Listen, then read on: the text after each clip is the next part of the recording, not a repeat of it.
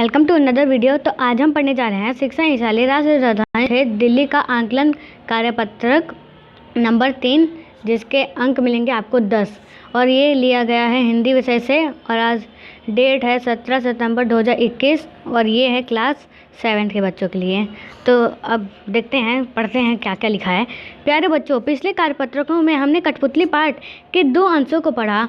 हम उन कार्यपत्रकों के आधार पर अपना आंकलन करेंगे। अतः निम्नलिखित पद्यांश को पढ़कर पूछे गए प्रश्नों से ही विकल्प के सम्मुख बने गोले को पेंसिल से भरिए। प्रत्येक प्रश्न का भार 1 अंक है। तो चलिए देखते हैं क्वेश्चन आंसर सब। तो यहाँ पे कठपुतली पूरा कविता भी लिखी है, तो इसे भी एक बार हम पढ़ लेते हैं। कठपुतली गुस्से से उबली, बोली ये धागे क्यों हैं मेरे आगे पीछे आगे, इन्हें तोड़ दो, मुझे मेरे पाँवों पर छोड़ दो। सुनकर बोली और कठपुतलियाँ कि हाँ, बहुत दिन हुए हमें अपने मन के छंद छुए। मगर पहली कठपुतली सोचने लगी, ये कैसी इच्छा मेरे मन में जगी। तो ये पढ़ लिया। अब फर्स्ट क्वेश्चन देख लेते हैं। हमारा फर्स्ट क्वेश्चन ये है कि गुस्से से उबलना मुहावरा का अर्थ क्या है। तो चलिए आप क्या समझते हैं इससे, तो देख लेते हैं ऑप्शंस। बहुत अधिक विनम्र हो जाना, ये तो नहीं है। बहुत गर्मी का अनुभव होना, ये भी नहीं है। बहुत अधिक क्रोधित होना, ये हो सकता है। उपरोक्त सभी, तो इसका आंसर होगा बहुत क्रोधित हो जाना। कठपुतली को गुस्सा क्यों आया? उसकी सहेली नहीं थी, उसके पाँव में लोहे की बेड़ियाँ बंधी हुई थी, वह धागों से बंधी हुई थी, या उसने खाना नहीं खाया था। तो इसका आंसर हो जाएगा सी, वह धागों से बंधी हुई थी। उसके बाद है, पहली कठपुतली के मन में किस प्रकार की इच्छा जगी। तो देख लेते हैं। बांध कर रखने वाले धागे को टूटने चाहिए, वह अपने पाँव पर खड़ी होना चाहती थी। और तीसरा है और वह दोनों, यह चौथा है इनमें से कोई नहीं। तो इसका हो जाएगा सी, और वह दोनों। तो अब फोर्थ क्वेश्चन देख लेते हैं। पहली कठपुतली की बात सुनकर अन्य कठपुतलियों के मन में कौन सी इच्छा जगी।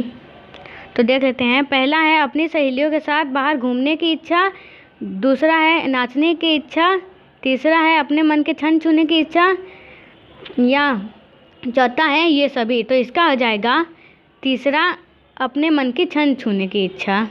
तो तीसरे गोले पे हम कलर कर देंगे। अब चलिए वो 5वां क्वेश्चन देख लेते हैं।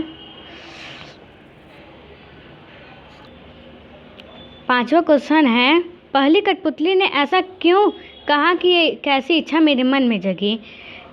तो पहला है निर्जीव वस्तु का एहसास होने पर, दूसरा है सजीव वस्तु का एहसास होने पर, तीसरा है अन्य कठपुतली से नाराज होने पर, और चौथा है इनमें से कोई नहीं। तो इसका हो जाएगा फर्स्ट, कि निर्जीव वस्तु का एहसास होने पर। अब छठा क्वेश्चन देख लेते हैं। काट शब्द का तत्सम रूप कौन सा है।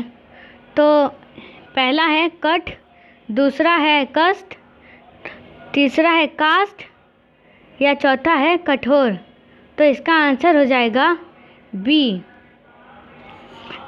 यानी कि कष्ट। अब 7वां क्वेश्चन देख लेते हैं। कठपुतली शब्द का बहुवचन रूप क्या होगा। तो पहला है कठपुतलियाँ, उसके बाद दूसरा है कठपुतलियों, और तीसरा है कठपुतली, या चौथा है कठपुतला। तो इसका हो जाएगा कठपुतलियाँ। तो इसका आंसर हो जाएगा ए, ये वाला कठपुतलियाँ। इसमें मात्रा का बस फ़र्क है कि ल पे ये छोटी की मात्रा है, और इस पे छोटी की मात्रा है, और इस पे बड़ी की। तो इसका आंसर हो जाएगा ए, कठपुतलियाँ, ये वाला। ठीक है। तो 8वां क्वेश्चन देख लेते हैं। 8वां क्वेश्चन है, गुस्सा भाववाचक संज्ञा का से बना विशेषण शब्द लिखिए। तो पहला है गुस्साई, दूसरा है गुस्सी, तीसरा है गुस्सैल, और चौथा है गुस्ताख। तो हम जो ज़्यादा गुस्सा करता है हम बहुत बार उसे गुस्सैल गुस्सैल बुलाने लगते हैं, तो उसका हो जाएगा सी गुस्सैल। अब 9वां क्वेश्चन देख लेते हैं कि योजक शब्द का सही वाक्य प्रयोग कीजिए। तो इसका है ए, कठपुतली की बात समझ में आ गई। दूसरा है कठपुतली की बात निराली है, या कठपुतलियाँ बोली हम स्वतंत्र होना चाहती हैं।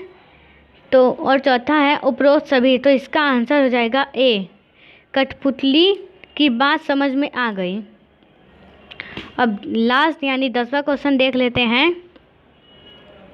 निम्नलिखित में पैर शब्द का कौन सा पर्यायवाची नहीं है? तो पद होता है, पद यानी पैर होता है, चरण यानी भी पैर होता है, पात यानी पैर नहीं होता है, और पग यानी भी पैर होता है। तो इसका हो जाएगा आंसर सी यानी तीसरा, पात हो जाएगा हमारा आंसर, पात। अगर ये वीडियो और असेसमेंट आपको समझ में आ गया तो इस वीडियो को लाइक शेयर सब्सक्राइब ज़रूर करें। Thanks for watching.